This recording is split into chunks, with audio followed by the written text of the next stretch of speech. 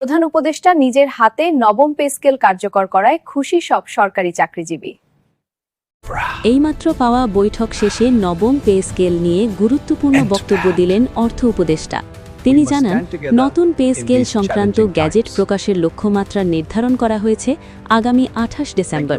তাই দর্শক, নবম পে স্কেল নিয়ে আজকের এই অত্যন্ত গুরুত্বপূর্ণ আপডেটটি শেষ পর্যন্ত দেখুন, আর ভিডিওর শুরুতেই চ্যানেলটি সাবস্ক্রাইব করে রাখুন, যাতে পরবর্তীতে নবম পে স্কেল সংক্রান্ত সব আপডেট সবার আগে আপনার কাছে পৌঁছে যায়।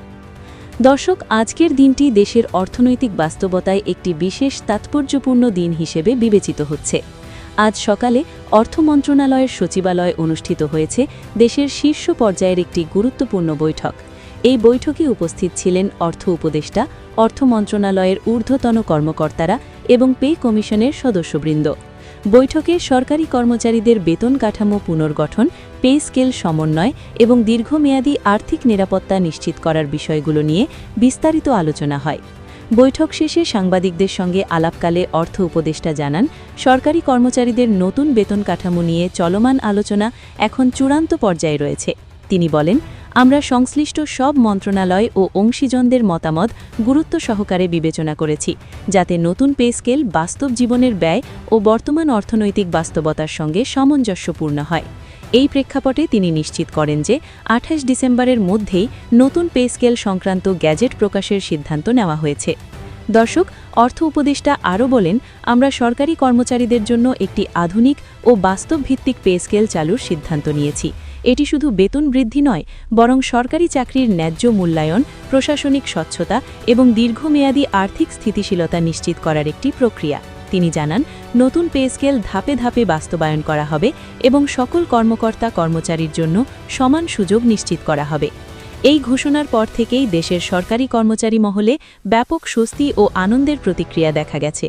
অর্থ মন্ত্রণালয়ের অভ্যন্তরীণ সূত্র জানায়, বৈঠকে পে কমিশন তাদের প্রস্তাবিত নতুন পে স্কেল কাঠামো এবং পদভিত্তিক বেতন বৃদ্ধির বিস্তারিত পরিকল্পনা উপস্থাপন করেছে।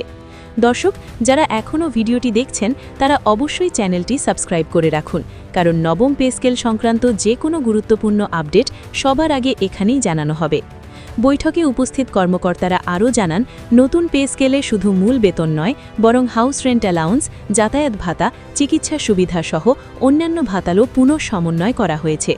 অর্থনৈতিক বিশ্লেষকরা মনে করছেন, এই উদ্যোগ সরকারি চাকরিজীবীদের আর্থিক নিরাপত্তা এবং জীবনযাত্রার মান উন্নয়নে একটি যুগান্তকারী পদক্ষেপ। পে স্কেল বাস্তবায়ন প্রসঙ্গে সাংবাদিকদের প্রশ্নের উত্তরে অর্থ উপদেষ্টা বলেন, আমরা চাই সরকারি কর্মচারীরা তাদের দক্ষতা, অভিজ্ঞতা ও দীর্ঘদিনের নিষ্ঠার যথাযথ স্বীকৃতি পাক। নতুন পে স্কেল কেবল আর্থিক সুবিধার বিষয় নয়, এটি সরকারি সেবার গুণগত মান উন্নয়নেরও একটি শক্তিশালী মাধ্যম। তিনি আশা প্রকাশ করেন, এই সিদ্ধান্ত সরকারি কর্মচারীদের মধ্যে নতুন উদ্দীপনা ও কর্মস্পৃহা সৃষ্টি করবে। রাজনৈতিক ও অর্থনৈতিক বিশ্লেষকদের মতে, এই ঘোষণার প্রভাব শুধু সরকারি কর্মচারীদের মধ্যেই সীমাবদ্ধ থাকবে না। নতুন পে স্কেলের ফলে সরকারি সেবার মান বাড়বে এবং সাধারণ মানুষের জন্য সেবা আরও কার্যকর ও গ্রহণযোগ্য হয়ে উঠবে। পাশাপাশি সরকারি চাকরিজীবীদের ক্রয় ক্ষমতা বৃদ্ধি পাওয়ায় অভ্যন্তরীণ বাজারে চাহিদা বাড়বে, যা সামগ্রিক অর্থনীতিতে ইতিবাচক প্রভাব ফেলবে।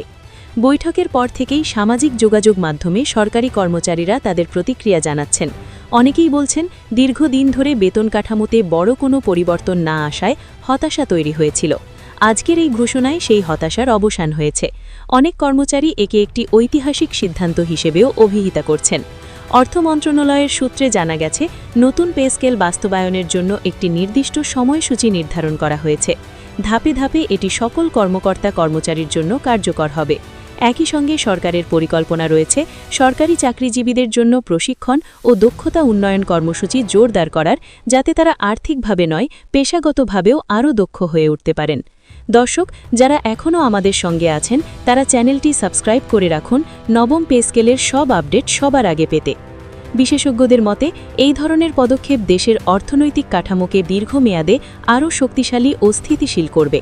সরকারি চাকরিজীবীদের জন্য এটি স্বস্তি, নিরাপত্তা ও প্রেরণার একটি বড় বার্তা। আশা করা হচ্ছে 28 ডিসেম্বর গ্যাজেট প্রকাশের পরপরই নতুন পে স্কেল সারা দেশে সকল সরকারি কর্মকর্তা ও কর্মচারীর জন্য কার্যকর হবে।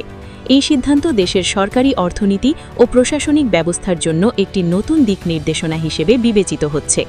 সরকারি কর্মকর্তারা আশাবাদী যে নতুন পে স্কেলের মাধ্যমে ন্যায্যতা, স্বচ্ছতা ও কর্মপ্রেরণা আরও বাড়বে, যা সামগ্রিক সেবা ব্যবস্থায় ইতিবাচক পরিবর্তন আনবে।